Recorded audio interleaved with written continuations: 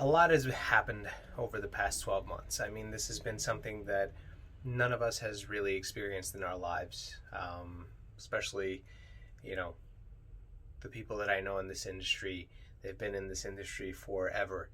Some people that I know 20, 30, 40, 50 years, and they've never dealt with anything remotely close to this. They have dealt with, downturns of the economy. We all dealt with the 2008 Great Recession. There were a lot of different things that happened over the years that, affected the economy or, the United States by itself. And even the 2008 recession did hit the world. It was a global phenomenon, but this stands completely different, right? So over the past 12 months, there have been a lot of changes in the way that people behave. There's been a lot of changes in the way that real estate transactions are procured and the way that they are transacted, right? So I came across this article while I was scrolling through social media, and I thought that it was so important that I had to just stop what I was doing and kind of come on here and share these figures with you and kind of talk to you about how I've seen them in my own personal business, and even here, not just the global scale, but on a local scale, right?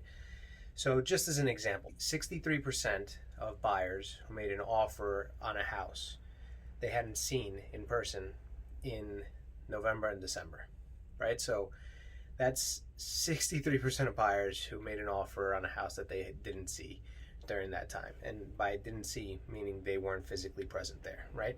Now, granted, they had to go after the inspection, and a lot of these offers would be contingent upon seeing them in person, but that was something that was going on, right?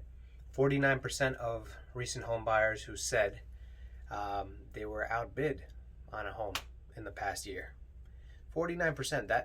So when we talk to you guys about how important it is to prepare for making an offer, to prepare for even going out on the home search, in other words, having that pre-approval in hand and having that close-knit relationship, that team to compete with other offers, this is why it's important. I know that it's still less than half, but 49 is a very big number in terms of being, countered, being outbid, right? 20% of first-time home buyers were also outbid. So that's another situation where first-time home buyers are very cautious by nature, right? Because it's the first time that they're making such a tremendous investment. And that's why it's super important to team up with somebody that can guide you through that process and help you understand the market that you're in, right? Because I think that a lot of times first-time home buyers are afraid of overspending, even if they get all of the data about what's going on in the market. And sometimes they think that the people involved are just pushing them to make a deal happen, when in reality, there are a lot of deals that go above and beyond the asking price, right? If you look right now, that is still a reality that is happening in Long Island, Nassau County especially, where you have a lot of that. And it's not just first-time home buyers. You also have, recent home buyers in general that have been dealing with that. You can go out there during the weekend, during open houses, and you will see that there are lines there and there are multiple offers and people have been outbid. I've overheard conversations within our own office about, agents dealing with that with buyers. I've had issues with that. I know colleagues that were trying to buy property and they're dealing with that. So it's incredible what is going on out there. And then 75% of millennial home buyers have reported that they're working from home during the pandemic, that they are working remotely. So that is yet another change of behavior. And if for some of you guys that have been working remotely, it changes your work hours, it changes how you operate during the day. It changes, for a lot of people, it changes kind of their whole life, right? You're working from home, the hours aren't even, it feels like the hours aren't set anymore. You're more busy than you ever have been, and sometimes it's difficult to balance that with something like a home search, right? And then in other cases, it makes the home search easier because now you're working from home.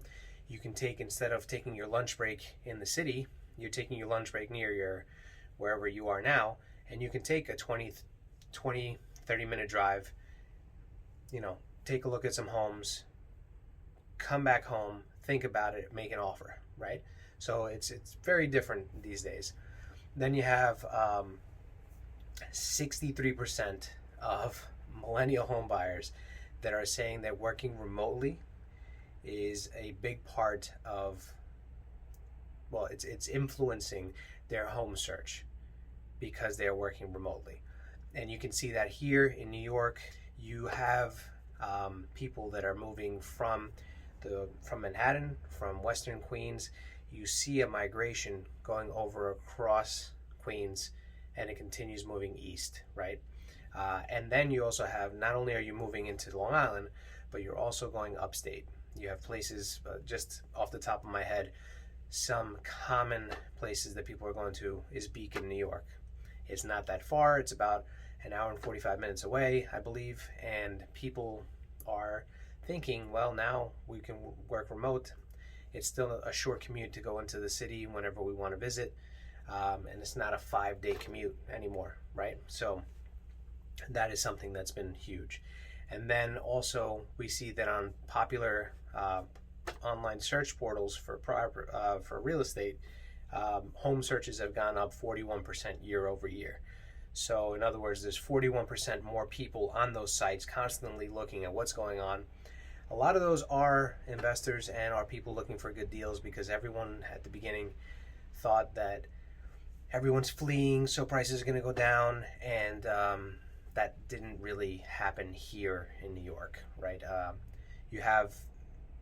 There were areas where there was an overselling of particular, let's say, co-ops, or a lot of homes in the same area. That just impacts the value of a home, because too many homes go on the market at the same time, right?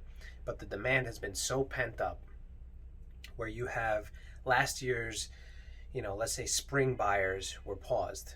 They were paused for quite a while, right? We couldn't operate normally until July of last year. So that pool of buyers by itself was forced later on into the year. And that's on top of the buyers that before that were also not able to find homes due to the lack of inventory.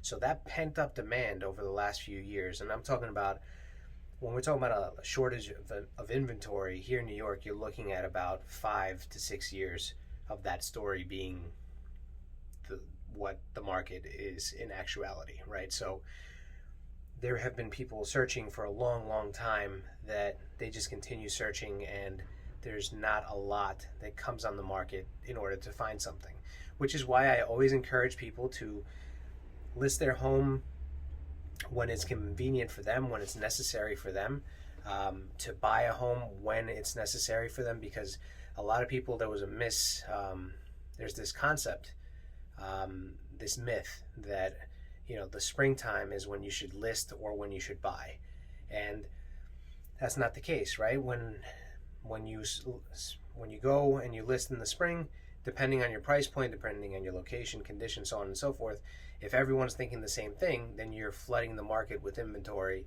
that gives the buyers too much selection. Now, in the kind of market we're in, that's not what we are expecting this year, but that's kind of the idea, right? And in terms of buyers, sometimes you can beat other buyers by going out on these wintry days, the days where there's 6 inches of snow on the ground, 4 inches of snow on the ground, and showings are still being conducted, right? So you have to kind of strategize and make sure that based on these numbers, having that team in place, having the professionals that you trust in place, can really make a difference in your home search experience, in your home selling experience.